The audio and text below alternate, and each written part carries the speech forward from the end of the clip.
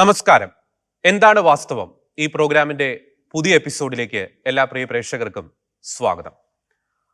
മന്നമരുതി മാടത്തരുവി മറിയക്കുട്ടി കൊലക്കേസ്.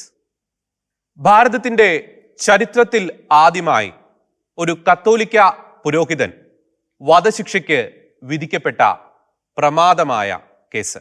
കൊല്ലം സെഷൻസ് കോടതി കൊലപാതക കുറ്റം ചുമത്തി ചങ്ങനാശ്ശേരി അതിരൂപതയിലെ വൈദികനായ ഫാദർ ബെനഡിക്ട് ഓണംകുളത്തെ വധശിക്ഷയ്ക്ക് വിധിച്ചപ്പോൾ അക്ഷരാർത്ഥത്തിൽ കേരളം ഞെട്ടി. പിന്നീട് ബഹുമാനപ്പെട്ട കേരള ഹൈക്കോടതി അദ്ദേഹത്തെ കുറ്റവിമുക്തനാക്കി. അതിനുശേഷം ഒരു സഹനദാസൻ എന്നൊരു പരിവേഷമാണ് അദ്ദേഹത്തിന് വിശ്വാസി സമൂഹത്തിനിടയിൽ ലഭിച്ചത്. നീണ്ട 57 വർഷങ്ങൾക്കിപ്പുറം എന്തുകൊണ്ടാണ് ഇത്രയും പഴക്കം ചെന്ന ഒരു കേസ് ഷെക്കീന ന്യൂസ് അവലോകനത്തിന് വിശകലനത്തിന് എടുക്കുന്നത് എന്നതിനെപ്പറ്റി പ്രേക്ഷകർക്ക് സംശയമുണ്ടാകും. അതിനുള്ള ഉത്തരം ഇതാണ്. പലപ്പോഴും സഭാവിരുദ്ധ ശക്തികൾ സഭയ്ക്കെതിരെ ആഞ്ഞടിക്കാനുള്ള ആയുധമായി ഈ മറിയക്കുട്ടി കൊലക്കേസിനെ ഉപയോഗിക്കാറുണ്ട്.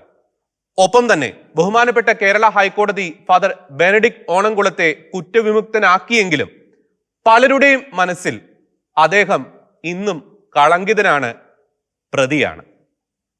ഈ കേസുമായി ബന്ധപ്പെട്ട് ഈ ചർച്ചയിൽ പങ്കെടുക്കുന്ന ഞങ്ങൾക്കും ഈ കേസിനെ സഭയ്ക്കെതിരെയുള്ള ആയുധമായി ഉപയോഗിക്കുന്ന സഭാവിരുദ്ധ ശക്തികൾക്കും ഉള്ള ഒരു പരിമിതി ആദ്യമേ തന്നെ പ്രേക്ഷകരോട് പറയാം. ഒന്ന്, ഈ കേസിന്റെ ഒരു കാലപ്പഴക്കം തന്നെയാണ്. മറ്റൊന്ന്, ഈ കേസിനെ അടുത്തറിയാവുന്ന ആ കാലഘട്ടത്തിൽ ജീവിച്ചിരുന്ന മുതിർന്നവരിൽ പലരും, മിക്കവരും തന്നെ ഇന്ന് ജീവിച്ചിരിക്കുന്നില്ല, അവർ മരണമടഞ്ഞു. എന്നാൽ ഷെക്കീന ന്യൂസ് ഈ ഒരു വിശകലനം, ഈ ഒരു അവലോകനം പ്രേക്ഷകരുടെ മുന്നിൽ അവതരിപ്പിക്കുന്നത് കഴിഞ്ഞ കുറച്ച് നാളുകളായി ഈ കേസുമായി ബന്ധപ്പെട്ട് ഷെക്കീന ന്യൂസ് നടത്തിയ അന്വേഷണത്തിന്റെ അടിസ്ഥാനത്തിലാണ്.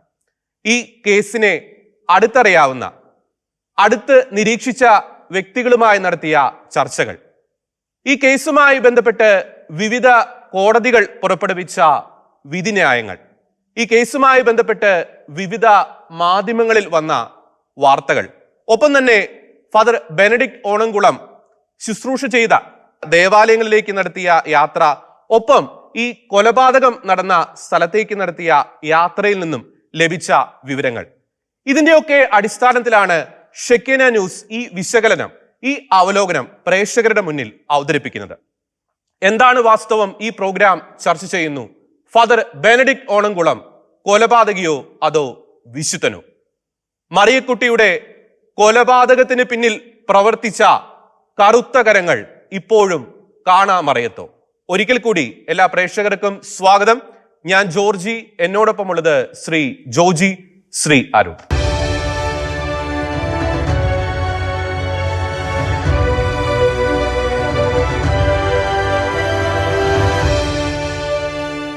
ആദ്യമേ നമുക്ക് ഈ ഒരു കേസിന്റെ ഒരു വിശകലനത്തിലേക്ക് കടക്കുന്നതിന് മുമ്പ് ഈ കേസ് എന്തായിരുന്നു എന്നതിനെ പറ്റി ഒരു ചെറിയൊരു ബ്രീഫ് ഐഡിയ പ്രേക്ഷകർക്ക് കൊടുക്കാം. കാരണം നമുക്ക് ആദ്യമേ തന്നെ പറഞ്ഞു 57 വർഷങ്ങൾക്ക് ഇപ്പുറമാണ് നമ്മൾ ഈ കേസ് ചർച്ച ചെയ്യുന്നത്. അതുകൊണ്ട് ഇപ്പോഴത്തെ ഈ പുതുതലമുറയ്ക്ക് ഒന്നും ഈ കേസ് എന്താണ് എന്നതിനെ പറ്റി കൃത്യമായിട്ടുള്ള ഐഡിയ ഉണ്ടാവില്ല. അപ്പൊ ആദ്യമേ തന്നെ എന്തുകൊണ്ടാണ് കൊല്ലം സെഷൻസ് കോടതി ആ ഒരു വിധിന്യായം പുറപ്പെടുവിച്ചത്? ആ ഒരു ബെനഡിക്ട് അച്ഛനെതിരെയുള്ള ഒരു കേസ് ഇതായിരുന്നു. അതായത് 1966 ജൂൺ മാസം 15-ാം തീയതി ഈ ആലപ്പുഴ സ്വദേശിനിയായ മറിയക്കുട്ടിക്ക് അന്ന് 43 വയസ്സായിരുന്നു. ഫാദർ ബെനഡിക്റ്റിന് അന്ന് 37 വയസ്സായിരുന്നു. അപ്പോൾ ബെനഡിക്ട് അച്ഛൻ മറിയക്കുട്ടിയെ അപഹരിച്ച് കൊലപ്പെടുത്തി എന്നതായിരുന്നു കേസ്. അതിനാൽ തന്നെ കൊലപാതക കുറ്റവും ഈ തട്ടിക്കൊണ്ടൽ പോകലുമായി ബന്ധപ്പെട്ട വകുപ്പുകളും ചുമത്തിയാണ് കൊല്ലം സെഷൻസ് കോടതി ആ കാലഘട്ടത്തിൽ 1966 ബെനഡിക്ട് അച്ഛനെ വധശിക്ഷയ്ക്ക് വിധിച്ചത്. ഇതായിരുന്നു കേസ്. ഇനി നമുക്ക് ഈ കേസിന്റെ ഒരു തുടക്കം മുതലുള്ള ഓരോ പോയിന്റ്സും വിശദമായിട്ട് ചർച്ച ചെയ്യാം. ഈ 1966 ജൂൺ മാസം 15-ാം തീയതിയാണ് ഈ കൊലപാതകം നടന്നതായി പറയുന്നത്. ഈ 16-ാം തീയതി എന്താണ് സംഭവിച്ചത്? ശരിക്ക് 1966 ജൂൺ 16-ാം തീയതി സമയം ഏകദേശം ഒരു രാവിലെ 8-നും 10-നും ഇടയ്ക്കുള്ള സമയം. സ്ഥലം പറയുകയാണെങ്കിൽ മന്ദമരുതി. ഈ മന്ദമരുതി പറയുമ്പോൾ പഴയ കൊല്ലം ജില്ലയാണ്, ഇപ്പോഴത്തെ പത്തനംതിട്ട ജില്ല. ഈ മന്ദമരുതി ജംഗ്ഷൻ, അവിടുന്ന് അത്തിക്കയം റോഡ്. Yes. ഇപ്പം ഈ മന്ദമരുതി ജംഗ്ഷനിൽ നിന്ന് അത്തിക്കയം റോഡിൽ ഒരു 2.5 കിലോമീറ്റർ ദൂരം മാറി, അതായത് ഈ റാന്നി മണിമല റോഡിൽ നിന്നാണ് ഈ മന്ദമരുതി അതെ ജംഗ്ഷൻ. അതെ അതെ അവിടെ നിന്നാണ് ഈ മന്ദമരുതി അത്തിക്കയം റോഡ്. അതെ അതെ അതെ. അപ്പോൾ അവിടെ മാടത്തരുവി എന്ന് പറയുന്ന ഒരു ചെറിയ അരുവി, ആ അരുവിയുടെ ഒരു കരയിലായി അല്ലെങ്കിൽ ഒരു അല്പം മാറി, നമുക്കറിയാം ആ പ്രദേശം അന്ന് ആ ഒരു കാലഘട്ടത്തിൽ മുഴുവൻ തേയിലയാണുള്ളത്. തേയിലത്തോട്ടം. അപ്പോൾ അല്ലെങ്കിൽ ഒരു വളരെ വിജനമായ പ്രദേശം, വലിയ കാടുള്ള പ്രദേശം.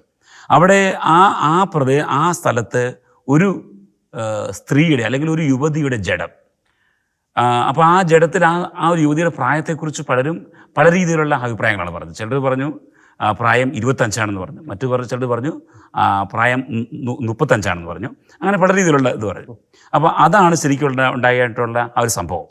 അതായത് 1966 ജൂൺ മാസം 16 ബോഡി കണ്ട മറിയക്കുട്ടിയുടെ അല്ലെങ്കിൽ ഇപ്പോൾ at the point of time മറിയക്കുട്ടിയുടെ ബോഡി ഞാൻ തിരിച്ചറിഞ്ഞിട്ടില്ല. ഈ അജ്ഞാത ജഡം കണ്ട ഈ ഒരു സ്ഥലത്തിന്റെ പ്രത്യേകതകൾ കുറെ കൂടി ഡീറ്റെയിൽ ആയിട്ട് പറയുകയാണെങ്കിൽ, ഈ റോഡിന്റെ ഇരുവശത്തും തേയിലത്തോട്ടമാണ്. അപ്പോൾ ഈ റോഡ് എന്ന് പറയുന്നത് ഈ റോഡിന്റെ ഒരു സൈഡിൽ ഒരു മലമ്പ്രദേശമാണ്. അത് വളരെയധികം ഉയർന്ന ഒരു പ്രദേശമാണ്. റോഡിന്റെ മറു സൈഡിൽ ഒരു താഴ്വാരം പോലത്തെയുള്ള ഒരു പ്രദേശമാണ്.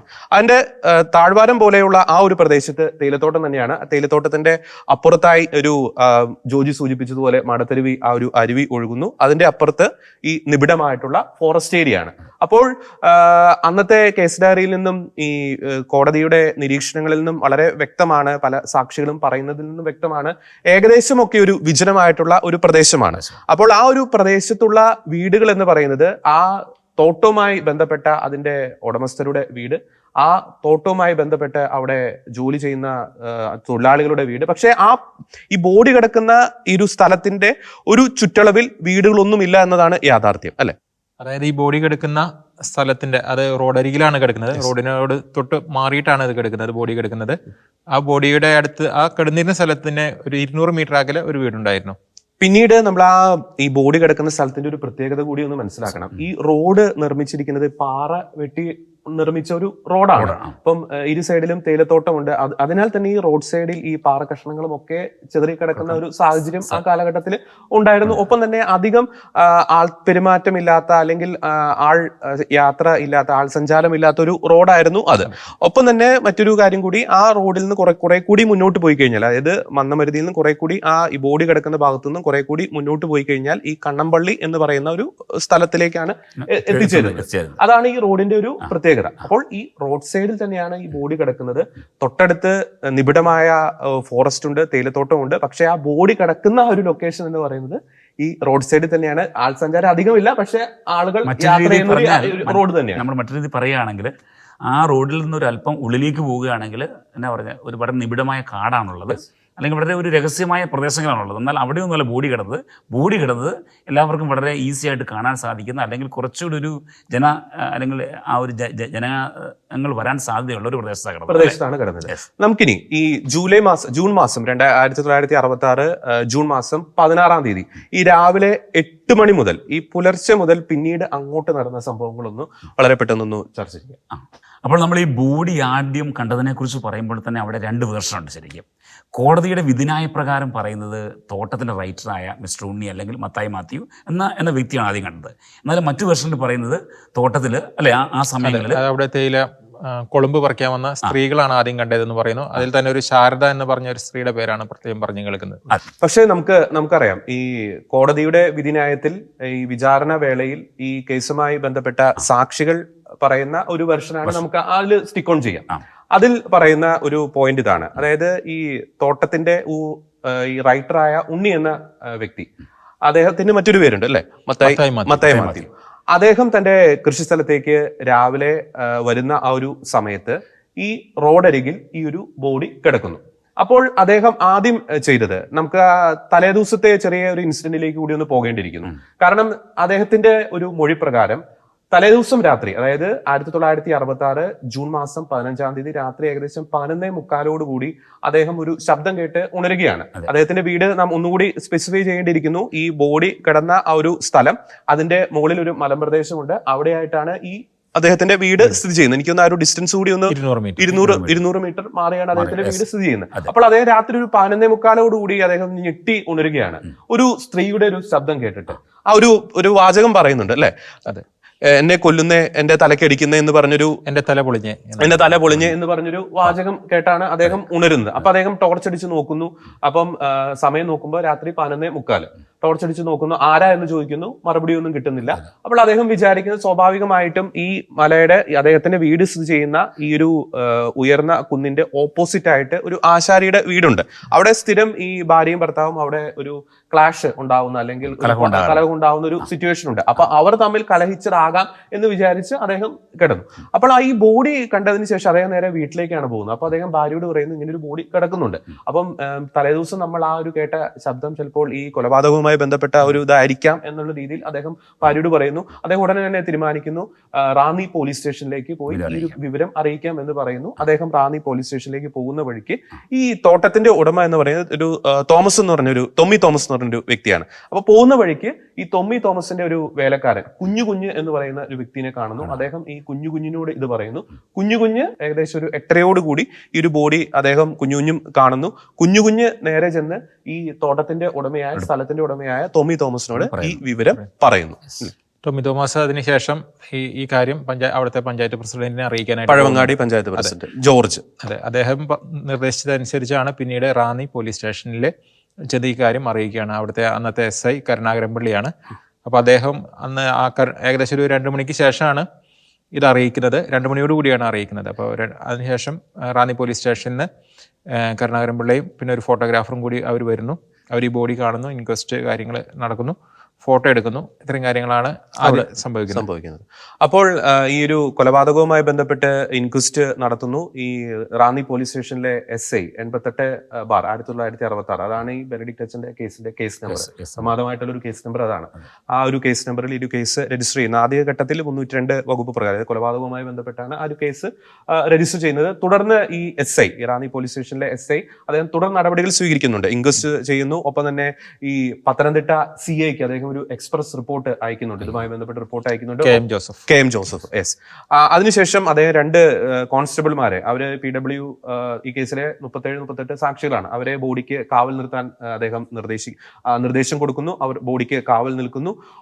പിന്നീട് നടക്കുന്നത് ഈ പത്തനംതിട്ട റാന്നി SI ഈ ഒരു പോലീസ് കോൺസ്റ്റബിളിനോട് പറയുന്നു, റാന്നി പബ്ലിക് ഹെൽത്ത് സെന്ററിലെ ഒരു ഡോക്ടറിനോട് ഇത് പോസ്റ്റ്മോർട്ടം ചെയ്യാനുള്ള നിർദ്ദേശം കൊടുക്കുവാൻ പറയുന്നു. അവർ അതനുസരിച്ച് ഈ റാന്നി പബ്ലിക് ഹെൽത്ത് സെന്ററിലെ ഡോക്ടറെ സമീപിക്കുന്നു. പക്ഷേ ഡോക്ടർ പറയുന്നു, ഈ പത്തനംതിട്ട CIയുടെ അപേക്ഷയില്ലാതെ ഞാനിത് ചെയ്യത്തില്ല. അതനുസരിച്ച് പത്തനംതിട്ട CI രാത്രിയോടുകൂടി തന്നെ ഈ അപേക്ഷ കൊടുക്കുന്നു. പത്തനംതിട്ട CI രാത്രി 11 മണിക്ക്, ഏകദേശം ജൂൺ മാസം 16-ാം തീയതി രാത്രി 11 മണിക്ക് സംഭവ സ്ഥലത്ത് എത്തുന്നു. പിറ്റേ ദിവസമാണ് ഈ പോസ്റ്റ്മോർട്ടം കാര്യങ്ങളൊക്കെ നടക്കുന്നത്. ഉച്ചയോടുകൂടിയാണ് പോസ്റ്റ്മോർട്ടം നടക്കുന്നത്, ഉച്ചയ്ക്കാണ്, 1 മണിയോട് കൂടിയാണ് ഈ പോസ്റ്റ്മോർട്ടം കാര്യങ്ങളൊക്കെ നടക്കുന്നത്. പിറ്റേ ദിവസം എനിക്ക് തോന്നുന്നു ഏകദേശം പിറ്റേ ദിവസം എന്ന് പറയുമ്പോൾ ജൂൺ മാസം 17-ാം തീയതി ഈ അടൂർ DYSP അദ്ദേഹം സംഭവ സ്ഥലത്ത് എത്തുന്നുണ്ട്. അദ്ദേഹം കേസന്വേഷണം ആരംഭിക്കുന്നുണ്ട്. അടൂർ DYSP എന്ന KV രാമനാഥനാണ്. അദ്ദേഹം പ്രശസ്തനായ നമ്മുടെ എഴുത്തുകാരൻ, സാഹിത്യകാരൻ മലയാറ്റൂർ രാമകൃഷ്ണന്റെ സഹോദരൻ കൂടിയാണ്.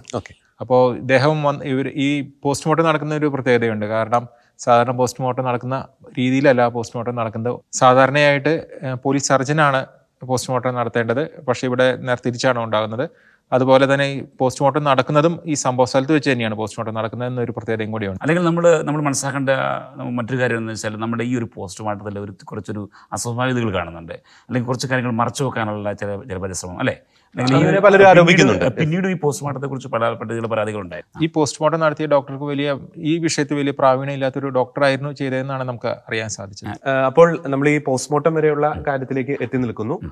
പിന്നീട് നടക്കുന്നത് ഈ തൊമ്മി തോമസ് അദ്ദേഹത്തിന്റെ സ്ഥലത്താണ് ഈ ബോഡി കിടക്കുന്നത്. At the point of time ഇതൊരു അജ്ഞാത ജഡം എന്ന രീതിയിലാണ് നിൽക്കുന്നത്. അദ്ദേഹത്തിന്റെ സ്ഥലത്ത് ഒരു അജ്ഞാത ജഡം കണ്ടതിനാൽ ഈ ബോഡി ഈ തൊമ്മി തോമസിനെ പോലീസ് കൈമാറുന്നു. തൊമ്മി തോമസ് ഈ ജൂൺ മാസം 17-ാം തീയതി ഏകദേശം 3 മണിയോടുകൂടി ഈ ബോഡി മറവ് ചെയ്യുന്നു. ഇങ്ങനെയാണ് സിറ്റുവേഷൻ. ഇനി നമുക്ക് അടുത്ത ഡീറ്റെയിലേക്ക് പോകുന്നതിന് മുമ്പ് ഈ കിടക്കുന്ന അജ്ഞാത ജഡം മറിയക്കുട്ടിയുടേതാണെന്ന് പിന്നീടാണ് തിരിച്ചറിയുന്നത്. ഈ അജ്ഞാത ജഡത്തിന്റെ ആ ഒരു പ്രത്യേകത, ആ ബോഡിയിൽ ഉണ്ടായിരുന്ന ആ ഒരു മുറിവുകൾ, ആ ബോഡിയുടെ പരിസരത്ത് കിട്ടിയ ഈ MO എന്ന് പറയുന്ന തൊണ്ടി മുതലുകൾ, അതൊന്നും ഡീറ്റെയിൽ ആയിട്ടൊന്ന് ചർച്ച ചെയ്യേണ്ടി വരും. കാരണം തുടർന്നുള്ള ചർച്ചകളിൽ വളരെയധികം ആവശ്യമായിട്ടുള്ള, വളരെ നിർണായകമായിട്ടുള്ള ചില കാര്യങ്ങളാണ്. ഇവിടെ ഈ ബോഡിയെ കുറിച്ച് പറയുകയാണെങ്കിൽ, ഈ ബോഡി ഒരു ബെഡ്ഷീറ്റിലാണ് കിടന്നിരുന്നത്. ആ ബെഡ്ഷീറ്റോടുകൂടി തന്നെ ആ ബോഡീനെ മറക്കുന്ന രീതിയിലും ബെഡ്ഷീറ്റ് അതിലും ബോഡിയിലുണ്ടായിരുന്നു. ഇതൊരു ക്രിസ്ത്യൻ യുവതിയുടെ ആണെന്നുള്ള ഒരു സൂചനകളും ആ ബോഡിയിൽ ഉണ്ടായിരുന്നു. കാരണം അന്ന് കാലത്ത് ക്രിസ്ത്യൻ സ്ത്രീകൾ ധരിച്ചിരുന്ന ഈ ചട്ടയും മുണ്ടൊക്കെയാണ് വേഷമായിരുന്നത്. ഇതിൽ ചട്ട അതായത് നേരിയത് മുകളിലോട്ട് ചുരുട്ടിക്കയറ്റി വെച്ച അവസ്ഥയിലായിരുന്നു. അതുകൊണ്ട് തന്നെ നമുക്ക് വേണമെങ്കിൽ പറയാം ബോഡി പകുതി നഗ്നമായിരുന്ന ഒരു അവസ്ഥയിലായിരുന്നു. അതെ. പിന്നെ ബോഡിയിലെ മുറിവുകളെ കുറിച്ച് പറയുകയാണെങ്കിൽ പ്രധാനമായിട്ടും ഏറ്റവും പ്രധാനപ്പെട്ടത് ബോഡിയുടെ കഴുത്ത് ഇടത് ചെവി മുതൽ വലത് ചെവി വരെ മുറിച്ച് ഏകദേശം ശരീരത്തിൽ നിന്ന് വേർപ്പെടുന്ന അവസ്ഥയിൽ വരെ മുറിച്ച അവസ്ഥയിലായിരുന്നു ആ ബോഡി കിടന്നിരുന്നത്. കൂടാതെ വയറ്റിലും നെഞ്ചത്തും വലിയ ആഴത്തിലുള്ള മുറിവുകൾ ഉണ്ടായിരുന്നു. ഈ മുറിവുകൾ ആന്തരിക അവയവങ്ങളെയും ഡാമേജ് വരുത്തിയിട്ടുണ്ടായിരുന്നു. മറ്റൊരു പറയുകയാണെങ്കിൽ വളരെ ക്രൂരമായ രീതിയിൽ മുറിവേൽപ്പിക്കപ്പെട്ടാണ് ആ സ്ത്രീ കൊല്ലപ്പെട്ടത്. അതെ. ഇതുകൂടാതെ ഇടത്തെ മുഖത്തിന്റെ ഇടത് ഭാഗത്ത് ഒരു ചതവ് ഉണ്ടായിരുന്നു. അപ്പൊ അത് മൂലമാണെന്ന് പറയുന്നു. ഒരു പല്ലും നഷ്ടപ്പെട്ടിട്ടുണ്ടായിരുന്നു. ഒപ്പം തന്നെ മറ്റ് ചില തുണ്ടി മുതലിൽ കൂടി ആ ഒരു ബോഡിയുടെ പരിസരത്ത് നിന്ന് കിട്ടിയിരുന്നു അല്ലേ? ഈ നേരത്തെ അരുൺ പറഞ്ഞ ഈ ചട്ടാമുണ്ട്, നേരിയത്, ഒപ്പം തന്നെ ചില ആഭരണങ്ങൾ, ഈ മിന്നിമാല, മുത്തുമാല, ഒപ്പം തന്നെ ഈ അരഞ്ഞാണം, പിന്നെ ഒരു വെന്തിങ്ങയൊക്കെ കിട്ടിയതായിട്ട് പറയുന്നുണ്ട്. അതുകൂടാതെ അതിലും പ്രധാനപ്പെട്ട ഒരു തെളിവായിരുന്നു ഏകദേശം 61 രൂപയുടെ നോട്ടുകൾ. അതൊരു കടലാസിൽ പൊതിഞ്ഞ അവസ്ഥയിലായിരുന്നു. അപ്പോൾ അവിടെ മോഷണശ്രമം അങ്ങനത്തെ കാര്യങ്ങളൊന്നല്ല നടന്നിരിക്കുന്നത്. അതുകൂടാതെ പിന്നെ ഒരു 2 രൂപ ഒരു പൈസ ചില്ലറ. അതുപോലെ നമ്മൾ മറ്റൊരു കാര്യം, ഈ ഒരു കടലാസിൽ പൊതിഞ്ഞെന്ന് പറഞ്ഞില്ലേ, ആ കടലാസ് പൊതിയെ സംബന്ധിച്ച് പിന്നീട് ഒരുപാട് അന്വേഷണം ഉണ്ടാകും. അത് നമുക്ക് പിന്നീട് ആ ഭാഗത്തിലേക്ക് കടന്നു വരാം. പിന്നീട് ഒരു അംബർല, ഒപ്പം തന്നെ ടോർച്ച് അതുകൂടി ആ പരിസരത്ത് നിന്ന് കിട്ടിയിരുന്നു അല്ലേ? അതെ. ലേഡീസ് ഉപയോഗിക്കുന്ന കുടയും ഒരു 2 സെല്ലിന്റെ ഒരു ടോർച്ചും അവിടെ നിന്ന് തന്നെ കിട്ടി. ഓക്കെ. ഈ അരുൺ നേരത്തെ പറഞ്ഞു ഈ പ്രത്യേകിച്ച് ഈ ബോഡിയിലുണ്ടായ മുറിവുകളെ പറ്റി പറയുന്നു. അപ്പം മനസ്സിൽ വന്നൊരു കാര്യം, ഈ വളരെ ക്രൂരമായിട്ടാണ് കൊലപാതകം നടന്നത് എന്നൊരു കാര്യം വ്യക്തമാണ്. ഒപ്പം തന്നെ ഈ കഴുത്ത് മുറിക്കുക എന്ന് പറഞ്ഞു കഴിഞ്ഞാൽ ഈ ബ്ലഡ് വളരെയധികം ശക്തിയോടുകൂടി തന്നെ അത് പുറത്തേക്ക് ചീറ്റാനുള്ള വളരെയധികം സാധ്യതയുണ്ട്. അപ്പോൾ സ്വാഭാവികമായിട്ടും ഈ കൊലപാതകം നടത്തിയ വ്യക്തിയുടെ ഡ്രസ്സിലേക്കോ അല്ലെങ്കിൽ ദേഹത്തേക്കോ ഒക്കെ ആ രക്തപ്പാടുകൾ വരാനുള്ള സാധ്യത വളരെയധികം കൂടുതലാണ്. മറ്റൊരു കാര്യം കൂടിയുണ്ട്, ഈ ബോഡിയുടെ ഒരു മുൻവശത്താണ് ഈ മുറിവുകളും കാര്യങ്ങളും എല്ലാം കിടക്കുന്നത്. പക്ഷേ ഒരു വിചിത്രം എന്ന് പറയട്ടെ, ഈ ബോഡിയുടെ പിൻഭാഗത്ത് നമ്മൾ നേരത്തെ ഈ ബോഡി കിടക്കുന്ന ആ ഒരു ലൊക്കേഷൻ ഒരിക്കൽ കൂടി ഒന്ന് പറയേണ്ടിയിരിക്കുന്നത്, ഈ കല്ലും മുള്ളും നിറഞ്ഞ വഴിയാണ്, പ്രത്യേകിച്ച് പാറ പൊട്ടിച്ചാണ് റോഡ് ഉണ്ടാക്കിയത്. അതുകൊണ്ട് അതിനാൽ തന്നെ ആ റോഡിന്റെ സൈഡിൽ ഈ പാറ കഷ്ണങ്ങളൊക്കെ കിടക്കുന്നുണ്ട്. നമ്മുടെ വെർഷനല്ല, ഈ ഇതുമായി ബന്ധപ്പെട്ട് സാക്ഷിമൊഴികൾ, ഈ ബോഡി ആദ്യം കണ്ട വ്യക്തികളുടെ ഒക്കെ വെർഷനാണ്. PW1 PW4 ഒക്കെ കൊടുത്ത വെർഷൻസിന്റെ അടിസ്ഥാനത്തിലാണ് നമ്മൾ ഇത് പറയുന്നത്. അപ്പോൾ അത്തരത്തില് കിടക്കുമ്പോൾ, ഇത്ര ക്രൂരമായ ഒരു കൊലപാതകം നടക്കുമ്പോൾ സ്വാഭാവികമായിട്ടും ഒരു എതിർപ്പ് ഈ കൊല ചെയ്യപ്പെട്ട വ്യക്തിയുടെ ഭാഗത്തുനിന്ന് ഉണ്ടാകാനുള്ള സാധ്യതയുണ്ട്. അതിനെക്കുറിച്ച് നമ്മൾ കുറച്ച് കൂട്ടിച്ചേർത്ത് പറയുകയാണെങ്കിൽ, ഇത്ര ഒരു ആഴത്തിലുള്ള മുറിവ് ഏൽപ്പിക്കുമ്പോൾ ശരീരത്തിൽ നല്ല മാരകമായ വേദന അനുഭവപ്പെടാനുള്ള സാധ്യതയുണ്ട്. അപ്പോൾ സ്വാഭാവികമായിട്ടും ഈ ഒരു വ്യക്തി പെടയുകയും തിരിയുകയും അങ്ങോട്ടും ഇങ്ങോട്ടും ചെരിയുകയും അതുപോലെ കുതിറുമാറിയാനുള്ള സമയമുണ്ട്. അപ്പോൾ അങ്ങനെ വരുമ്പോൾ എങ്ങനെയാണെങ്കിലും ബോഡിയുടെ പിൻഭാഗത്ത് ചതവോ ക്ഷതങ്ങളോ ചെടിയോ കാണേണ്ടതാണ്. എന്നാൽ ഈ ബോഡിയിൽ നമുക്ക് ഇതൊന്നും കാണാൻ സാധിക്കും. അതൊരു വിചിത്രമായിട്ടുള്ള പോയിന്റാണ്. പിന്നെ രണ്ടാമത്തെ ഒരു വിചിത്രമായിട്ടുള്ള ഒരു പോയിന്റ് ഈ ഘട്ടത്തിൽ നമുക്ക് ചൂണ്ടിക്കാണിക്കാവുന്നത്, ഈ ബോഡി കിടന്ന ലൊക്കേഷൻ നമ്മൾ പലപ്പോഴും ചർച്ച ചെയ്തു. ഈ ബോഡി കിടന്ന ഈ ഒരു ലൊക്കേഷൻ എന്ന് പറയുന്നത് കൊലപാതകത്തിന് ഒട്ടും തന്നെ അനുയോജ്യമല്ലാത്ത സ്ഥലമാണ്. ആർക്കും ഈസിലി ആക്സസിബിൾ ആയിട്ടുള്ള റോഡ് സൈഡ് ആണ്. അവിടുന്ന് കുറെ മാറി ആ അരുവിക്കപ്പുറത്ത്, മാടത്തരുവി അരുവിക്കപ്പുറത്തോ അല്ലെങ്കിൽ ഫോറസ്റ്റിലേക്ക് കൊണ്ടുപോയി കൊലപാതകം നടത്തുവാണെങ്കിൽ നമുക്ക് ലോജിക്കലി ചിന്തിക്കാം. അപ്പൊ ഈ കൊലപാതകം നടത്തുന്ന വ്യക്തിയുടെ ഒരു ലോജിക്കിനെ പറ്റി അവിടെ ഒരു സംശയം വരുന്നുണ്ട്. കൊലപാതകം അവിടെ തന്നെയാണോ നടത്തിയത് എന്ന് പോലും നമുക്ക് സംശയിക്കാവുന്ന സാഹചര്യം. പിന്നെ വിജനമാണെന്ന് നമ്മൾ പറഞ്ഞെങ്കിലും ആ സ്ഥലങ്ങളിലും ആൾതാമസമുണ്ട്. കാരണം റോഡാണല്ലോ. എപ്പോൾ വേണമെങ്കിലും അവിടെ രാത്രികാലങ്ങളിൽ സഞ്ചാരം നിരോധിച്ചിട്ടില്ലാത്തൊരു സ്ഥലമാണ്. അപ്പോൾ സ്വാഭാവികമായിട്ട് എപ്പോൾ വേണമെങ്കിലും അവിടെ ജനങ്ങൾ വരാനുള്ള ഒരു സാധ്യതയുണ്ട്. മറ്റൊരു സംശയം, ഇത്ര ആഴത്തിലുള്ള ഒരു മുറിവ് ഒരു വ്യക്തിക്ക് ഒറ്റയ്ക്ക് ആ രീതിയിലുള്ള ഒരു മുറിവ് സൃഷ്ടിക്കാനും അപ്രകാരം കൊല്ലാനും സാധിക്കുമോ? ഒരു വ്യക്തിയെ കൊണ്ട് ഒറ്റയ്ക്ക് സാധിക്കില്ല. പിന്നെ മറ്റൊരു കാര്യം കൂടിയുണ്ട്, ഈ ബോഡിയുടെ ആ ഒരു നേച്ചറുമായി ബന്ധപ്പെട്ട് പറയുമ്പോൾ ഈ ഒരു ഡ്രസ്സ് ഒരു ഹാഫ് നേക്കഡ് ആയിട്ടാണ് നിൽക്കുന്നത്. അതിനാൽ തന്നെ ഒരു ബലാത്സംഗത്തിന് അല്ലെങ്കിൽ ഒരു ശാരീരിക ബന്ധത്തിന് ഏർപ്പെട്ടത് അല്ലെങ്കിൽ ഏർപ്പെടുന്നതിനിടയിലാണോ ഇത് നടന്നത് എന്നൊരു സംശയം വിചാരണ വേളയിൽ ഉന്നയിക്കുന്നുണ്ട്. പക്ഷെ അങ്ങനെയാണെങ്കിൽ പോലും ഈ ശാരീരിക ബന്ധത്തിന് ഏർപ്പെടാൻ ഈ വ്യക്തി അല്ലെങ്കിൽ ഈ ക്രിമിനൽ പശ്ചാത്തലമുള്ള ഈ പ്രതി എന്ന് പറയുന്ന ഒരു വ്യക്തി ആരായിക്കോട്ടെ, ആൾ തെരഞ്ഞെടുക്കുന്ന ഒരു സ്ഥലത്തിന്റെ ഒരു പ്രത്യേകതയാണ്. സ്ഥലം. അതൊരു ഒരു പബ്ലിക് പ്ലേസിൽ ഇത്തരത്തിലുള്ള ഒരു ശാരീരിക ബന്ധത്തിൽ ഏർപ്പെടാൻ മാത്രം വിഡ്ഢിയാണോ ആ വിഡ്ഢികളാണോ? ഒരു പ്രതി എന്നൊരു സംശയമാണ് ഈ ഒരു സമയത്ത് ഉയരുന്നത്. പ്രതി മാത്രമല്ല ആ സ്ത്രീയും സ്ത്രീയും. സാധാരണ കെടുക്കുന്ന ഒരു സ്ഥലം തെരഞ്ഞെടുക്കുന്ന ഒരു സ്ഥലം ഒരിക്കലും അതിന് യോജിച്ച ഒരു സ്ഥലമായിരുന്നില്ല. അതെ അതെ. ഈ ബെനഡിക്ട് അച്ഛനെതിരെയുള്ള ഒരു കേസ് ഇതാണ് നമ്മൾ തുടക്കത്തിൽ പറഞ്ഞു. അതായത് ഈ കൊല്ലുക എന്ന ഉദ്ദേശത്തോടെ, അതായത് ഓപ്പൺ പ്ലേസിൽ ഒരു ശാരീരിക ബന്ധത്തിൽ ഏർപ്പെടുക എന്ന ഉദ്ദേശത്തോടെ ഈ അച്ഛൻ ചങ്ങനാശ്ശേരിയിൽ നിന്നും ഈ സ്ത്രീയെ ഇവിടേക്ക് കൊണ്ടുവരുന്നു. ഏകദേശം ഒരു 50 കിലോമീറ്ററോളം യാത്ര ചെയ്ത് കൊണ്ടുവരുന്നു, നടന്നു വരുന്നു, ഈ സ്ഥലത്തെത്തുന്നു, ഇവിടെ കൊലപാതകം നടത്തുന്നു എന്നൊക്കെയാണ്. സിസ്റ്റർ അഭയുടെ കേസിൽ നമ്മൾ ചർച്ച ചെയ്തതുപോലെ അവരും ഈ തെരഞ്ഞെടുത്ത സ്ഥലത്തെ കുറിച്ച് നമുക്കും വളരെ സംശയമുണ്ടായിരുന്നു എന്ന് പറഞ്ഞതുപോലെ ഇവിടെയും അന്നും വലിയൊരു കഥയായിരുന്നല്ലോ. പ്രകൃതി വിരുദ്ധ ബന്ധം, 3 പേര് ചേർന്നുള്ള ഒരു പരസ്പര ബന്ധം. അത് എല്ലാ ഹോസ്റ്റലുകളിലുള്ള എല്ലാ കുട്ടികൾക്കും 128ഓളം സ്റ്റുഡൻസ് താമസിച്ചിരുന്ന സ്ഥലത്ത് നിന്ന് എല്ലാവർക്കും ഓപ്പണായിട്ട് എത്തിച്ചേരാൻ പറ്റുന്ന ഒരു സ്ഥലത്ത് ഓപ്പണായി കിടക്കുന്ന ഒരു അടുക്കളയിലാണ് സംഭവിച്ചത് എന്നാണ് പറഞ്ഞത്. അപ്പോൾ തന്നെ നമുക്ക് പല സംശയങ്ങളും ഈ ഒരു ഘട്ടത്തിൽ, നമ്മളെ ഈ ചർച്ചയിലെ ഈ ഒരു ഘട്ടത്തിൽ പല സംശയങ്ങളും നമുക്ക് മനസ്സിലേക്ക് വരുന്നുണ്ട്. ഒരു കാര്യം കൂടി ഇവിടെ ഒന്ന് സൂചിപ്പിക്കേണ്ടിയിരിക്കുന്നു. ഈ പ്രോസിക്യൂഷൻ ഈ അച്ഛൻ എന്തുകൊണ്ട് ഈ സ്ഥലം തെരഞ്ഞെടുത്തു എന്നതിന് കാരണമായിട്ട് പറയുന്നത് വിചിത്രമായിട്ടുള്ള ഒരു കാര്യമാണ്. പ്രത്യേകിച്ച് ഈ പറയുന്നത് അച്ഛൻ ഈ സ്ഥലം നല്ല മുൻ പരിചയമുണ്ട്. കാരണം ഈ സ്ഥലത്ത് നിന്ന് കുറച്ച് അപ്പുറത്തേക്ക് മാറി കുറച്ച് മൈലുകൾ യാത്ര ചെയ്ത് കഴിഞ്ഞാൽ കണ്ണമ്പള്ളി എന്നൊരു സ്ഥലമാണ്. അവിടെ അച്ഛൻ വികാരിയായിട്ടിരുന്നു എന്ന വിചിത്രമായിട്ടുള്ള ഒരു വാദമാണ് പറയുന്നത്. അത് തന്നെയാണ് അതിന്റെ ആ വാദത്തിനെ തകർക്കുന്നു. കാരണം അവിടെ അച്ഛന് പരിചിതമായ ഏരിയ എന്ന് പറയുന്നേക്കാൾ അച്ഛൻ പരിചിതമായ ഏരിയ ആണിത്. അവിടെയുള്ള ആൾക്കാർക്ക് അച്ഛനെ തിരിച്ചറിയാൻ എളുപ്പമാണ്. പിന്നീട് ലോഹിറ്റൊക്കെയാണ് അച്ഛൻ വന്നിരുന്നതാണ് പറയുന്നത്. അത് നമുക്ക് പിന്നീട് ചർച്ച ചെയ്യാം. നമുക്ക് ഈ കൊല്ലം സെഷൻസ് കോടതിയുടെ വിധിന്യായവുമായി ബന്ധപ്പെട്ടുള്ള ആ ഒരു ചർച്ചയിൽ നമുക്ക് അത് കുറെ കൂടി ഡീറ്റെയിൽ ആയിട്ട് പറയാം. പക്ഷെ ആദ്യഘട്ടത്തിൽ തന്നെ ഈ ബോഡി കിടന്നിരുന്ന സ്ഥലം, ബോഡിയുടെ ശരീരത്തിൽ ഉണ്ടായിട്ടുള്ള മുറിവുകള്, ഒപ്പം തന്നെ ആ ഒരു ലൊക്കേഷൻ, അതുമായി ബന്ധപ്പെട്ട് വളരെ പ്രസക്തമായിട്ടുള്ള പല സംശയങ്ങളും മനസ്സിലേക്ക് വരുന്നുണ്ട്. അത് ഒരു ശക്തവും വ്യക്തവുമായിട്ടുള്ള സംശയങ്ങൾ തന്നെയാണ്. നമുക്കിനി അടുത്ത ഘട്ടത്തിലേക്ക് പോകുമ്പോൾ ഈ കേസ് അന്വേഷിച്ച ഉദ്യോഗസ്ഥർ ആരൊക്കെയായിരുന്നു, അതിനെപ്പറ്റി ഒന്ന് ബ്രീഫായിട്ടൊന്നു.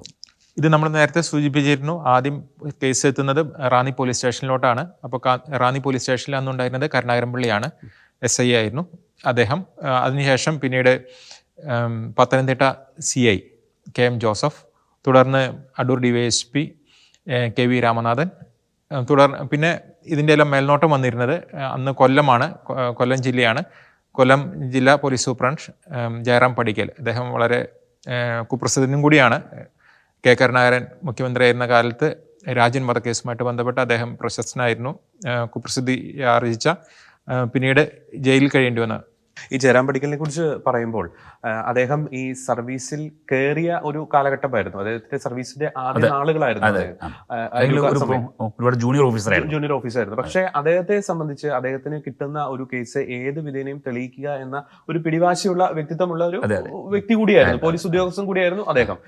അപ്പോൾ ഇത്തരത്തിലാണ് അന്വേഷണം നടക്കുന്നത്. ഇപ്പോൾ ജൂൺ മാസം 17-ാം തീയതി 1966 ജൂൺ മാസം 17-ാം തീയതി അടൂർ DYSPയുടെ നേതൃത്വത്തിൽ അന്വേഷണം ആരംഭിക്കുന്നു. അദ്ദേഹത്തെ സഹായിക്കാൻ 2 ഉദ്യോഗസ്ഥരുണ്ട്. മേൽനോട്ടം ഈ പറയുന്നത് പോലെ കൊല്ലം SP ജയറാം പടിക്കൽ മേൽനോട്ടം വഹിക്കുന്നു. ആ തരത്തിൽ അന്വേഷണം പോകുന്നു. ഈ പോയിന്റ് ഓഫ് ടൈമിൽ ഈ ബോഡി ആരുടേതാണ്, ഇത് ഏത് വ്യക്തിയുടേതാണ് എന്ന തരത്തിൽ ഒരു സൂചനയും പോലീസിന് ലഭിക്കുന്നില്ല. നമ്മൾ ഇനി തുടർന്നും ഡിസ്കഷൻ പോകുന്നതിന് മുമ്പ് ആ ഒരു കാലഘട്ടത്തിലെ രാഷ്ട്രീയ സാഹചര്യം കൂടി വളരെ പെട്ടെന്ന് ഒന്ന് മനസ്സിലാക്കേണ്ടിയിരിക്കുന്നു. ജോർജ്, നമ്മൾ ആ ഒരു രാഷ്ട്രീയ സാഹചര്യം മനസ്സിലാക്കുമ്പോൾ അന്ന് ശരിക്കും കേരളത്തിലെ രാഷ്ട്രപതി ഭരണമാണ്. നമുക്കറിയാം R ശങ്കറിന്റെ മന്ത്രിസഭ അന്നത്തെ രാഷ്ട്രീയ ആ ഒരു പ്രത്യേകമായ സാഹചര്യത്തിലൂടെ കടന്നുപോയി കേരള കോൺഗ്രസ് പിന്തുണച്ചു. അപ്പോൾ നമ്മൾ അവിടെ മനസ്സിലാക്കേണ്ട മറ്റൊരു കാര്യം, ഈ കേരള കോൺഗ്രസ് പിന്തുണച്ചു എന്ന് പറയുമ്പോൾ അന്ന് കേരള കോൺഗ്രസിൻ്റെ ലീഡേഴ്സായി ഉണ്ടായിരുന്നത് PT ചാക്കോ, KM ജോർജ് തുടങ്ങിയ ക്രിസ്ത്യമായിട്ടുള്ള നേതാക്കന്മാരാണ്. അപ്പോൾ അങ്ങനെ തന്നെ വരുമ്പോൾ ഈ 2 സമുദായങ്ങൾ തമ്മിലൊരു ചെറിയൊരു അകൽച്ച അതാണ് അന്നത്തെ രാഷ്ട്രീയ സാഹചര്യം. അതുപോലെ തന്നെ വിമോചന സമരം കഴിഞ്ഞ നാളുകളാണ്. അന്ന് ചങ്ങനാശ്ശേരി അതിരൂപതയാണ് അതിന് നേതൃത്വം കൊടുത്തത്, അവിടുത്തെ പിതാവ്. അതുകൊണ്ട് തന്നെ പ്രത്യേകിച്ച് ഈ കമ്മ്യൂണിസ്റ്റ് അനുഭാവികൾക്ക് സഭയോട്, പ്രത്യേകിച്ച് കത്തോലിക്ക സഭയോട് ഒരു എതിർപ്പ്, ഒരു വിദ്വേഷം ആ ഒരു കാലഘട്ടത്തിൽ മനസ്സിലുണ്ടായിരുന്നു. കാരണം ലോകത്തിലെ ബാലറ്റിലൂടെ ആദ്യമായി അധികാരത്തിലേറിയ EMS മന്ത്രിസഭയെ താഴെയിട്ടത് കത്തോലിക്ക സഭയുടെ ഒപ്പം തന്നെ നായർ സമുദായത്തിന്റെ നേതൃത്വത്തിൽ നടന്ന വിമോചന സമരമാണ്. അതിന്റെ അലയൊലികൾ അപ്പോഴും അവസാനിച്ചിട്ടില്ല. അപ്പം മനസ്സിലാക്കേണ്ടത് നമ്മുടെ സാമുദായിക സാഹചര്യം അങ്ങനെ നിൽക്കുമ്പോഴാണ് ഒരു ക്രിസ്ത്യൻ പാതിരി അല്ലെങ്കിൽ ഒരു ക്രിസ്ത്യൻ വൈദികൻ ഇതിലൊരു പ്രതിയായിട്ട് വരുന്നത്. അപ്പോൾ ആ ഒരു സാഹചര്യം അവർ മാക്സിമം ഉപയോഗിച്ചു എന്ന് തന്നെ നമുക്ക് പറയാം. പക്ഷെ അതിനു മുമ്പ് ഇപ്പോൾ ഈ ഒരു അജ്ഞാത ജഡമാണ് ഈ ഒരു കേസിന് ദൃക്സാക്ഷികളില്ല. ഈ കൊലപാതകം നടന്നതിന് യാതൊരു ദൃക്സാക്ഷികളും ഇല്ല. പോലീസ് ഇരുട്ടിൽ തപ്പുന്ന ഒരു അവസ്ഥ. പക്ഷേ എങ്ങനെ ഇതൊരു വൈദികനിലേക്ക് എത്തി എന്നൊരു കാര്യം നമ്മൾ ചർച്ച ചെയ്യേണ്ടിയിരിക്കുന്നു. അത് വളരെ പ്രധാനപ്പെട്ടതാണ്. അപ്പോൾ ഈ ഒരു സമയം വരെ ഈ ബോഡി അജ്ഞാതമാണ്, ആരുടേതാണെന്ന് അറിയത്തില്ല. അജ്ഞാത ജഡമായതുകൊണ്ട് തന്നെ ഈ ടോമി തോമസ് ഈ ബോഡി മറവ് ചെയ്യുന്നു. പോലീസിന്റെ നിർദ്ദേശപ്രകാരം ബോഡി മറവ് ചെയ്യുന്നു. പിന്നീട് ഇനി നാം ചർച്ച ചെയ്യേണ്ടത് ഈ ബോഡി ഈ ആലപ്പുഴയിലുള്ള ഈ അവലോക്കുന്ന്, ഈ ആലപ്പുഴ ടൗണിൽ തന്നെയുള്ള ഒരു പ്രദേശമാണ് അവലോക്കുന്ന്. ആ ഒരു പ്രദേശത്തെ ഈ മറിയക്കുട്ടി എന്ന സ്ത്രീയുടേതാണ് എന്ന് എങ്ങനെ മനസ്സിലാക്കി? കാരണം നമുക്കറിയാം ഈ ആലപ്പുഴ, അത് ആ വ്യക്തിയുടെ സ്വദേശം എന്ന് പറയുന്നത് ആലപ്പുഴ. ഈ കൊലപാതകം നടക്കുന്നത് കിലോമീറ്ററുകൾ അകലെയുള്ള ഒരു സ്ഥലം. മറിയക്കുട്ടിയുടേതാണ് ഈ ജഡമെന്ന് എങ്ങനെ പോലീസ് കണ്ടെത്തി, അല്ലെങ്കിൽ എങ്ങനെ എത്തിച്ചേർന്നു? ആ ഒരു കാര്യം നമുക്കൊന്ന് ചർച്ച ചെയ്യാം. അത് കൊലപാതകം നടന്നത് 15-ാം തീയതി, 16-ാം തീയതി ബോഡി കാണുന്നു. 17-ാം തീയതിക്ക് ശേഷം 18-ാം തീയതി മനോരമ പത്രത്തിൽ ഈ മരിച്ച സ്ത്രീയുടെ ചിത്രം വരികയാണ്. ഈ ചിത്രം വരുന്ന അതേ സാഹചര്യത്തിൽ തന്നെ 15-ാം തീയതി മുതൽ മറിയക്കുട്ടിയെ കാണാതെ അവലോക്കുന്നിൽ അന്വേഷണം ആരംഭിച്ചിട്ടുണ്ടായിരുന്നു. അപ്പോൾ അവർ വീട്ടുകാരെ അന്വേഷിക്കുന്നുണ്ട്, എവിടേക്കാണ് പോയത്, ഇപ്പോൾ ചങ്ങനാശ്ശേരിക്കാണ് പോയതെന്നുള്ളൊരു സൂചന അവരുടെ മനസ്സിലുണ്ട്. അതായത് മറിയക്കുട്ടിയുടെ സഹോദരൻ്റെ വീട് ചങ്ങനാശ്ശേരി ഉണ്ട്. അപ്പോൾ അവിടെ പോയിട്ട് അവർ അന്വേഷിക്കുന്നുണ്ട്. അപ്പോൾ മറിയക്കുട്ടി അവിടെ വന്നിരുന്നു എന്നാണ് അവർ പറയുന്നതെന്നാണ് നമുക്ക് പിന്നീട് മനസ്സിലാകുന്നത്. പക്ഷെ അതിനുശേഷം പിന്നെ മറിയക്കുട്ടീനെ അവർക്ക് കാണുന്നില്ല. അപ്പോൾ അങ്ങനെ ഇരിക്കുകയാണ് ഈ പത്രത്തിലെ വാർത്ത മറിയക്കുട്ടിയുടെ അമ്മയെ മറ്റുള്ളവരെ അറിയിക്കുന്നു. അങ്ങനെ മറിയക്കുട്ടിയുടെ അമ്മ റാന്നി പോലീസ് സ്റ്റേഷനിലോട്ട് വരുന്നു. അവിടെ വെച്ച് ഈ മറിയക്കുട്ടിയുടെ ശരീരത്തിൽ നിന്ന് ലഭിച്ചിട്ടുള്ള വസ്ത്രവും കാര്യങ്ങളെല്ലാം, ആഭരണങ്ങൾ, ഇതെല്ലാം നോക്കി അവർ ഇത് ശരീരത്തിലെ ചില അടയാളങ്ങളും ഇതെല്ലാം കണ്ട് അവർ ഇത് മറിയക്കുട്ടിയുടെയാണെന്ന് സ്ഥിരീകരിക്കുകയാണ് ചെയ്യുന്നത്. അതിന് വന്നത് മറിയക്കുട്ടിയുടെ അമ്മയും മൂത്ത മകളും അതോടൊപ്പം തന്നെ സഹോദരൻ, ഇവർ 3 പേരാണ് വന്നത്. ഓക്കെ. അപ്പോൾ ഈ പോലീസ് കാണിച്ചു കൊടുത്ത ആ ഒരു തൊണ്ടി മുതലുകൾ, അതായത് MO, അതായത് ഈ പറയുന്നത് പോലെ ഡ്രസ്സ്, ഈ മുണ്ട്, ചട്ട, നേരിയത്, ഒപ്പം തന്നെ മറിയക്കുട്ടിയുടെ ശരീരത്തിലുണ്ടായിരുന്ന ഈ മിന്നുമാല, മുത്തുമാല, ഒപ്പം തന്നെ മോതിരം, അരഞ്ഞാണം, അത്, ഒപ്പം തന്നെ ഈ മറിയക്കുട്ടിയുടെ ശരീരത്തിലെ ചില പ്രത്യേക ഒരു അടയാളങ്ങൾ, അതൊക്കെ നോക്കി തിരിച്ചറിഞ്ഞാണ് ഇവർ ഇത് ബോഡി മറിയക്കുട്ടിയുടേതാണ് എന്ന തരത്തിൽ തിരിച്ചറിയുന്നത്. അപ്പോൾ ഈ ഒരു ഘട്ടത്തിൽ ഇത് അവലോക്കുന്ന് സ്വദേശി മറിയക്കുട്ടിയുടെ ബോഡിയാണ് എന്ന് തിരിച്ചറിയുന്നു. നമ്മൾ ഈ മറിയക്കുട്ടി നമ്മുടെ പിക്ചറിലേക്ക് വരുന്നു, ചർച്ചയുടെ പിക്ചറിലേക്ക് മറിയക്കുട്ടി വരുന്നു.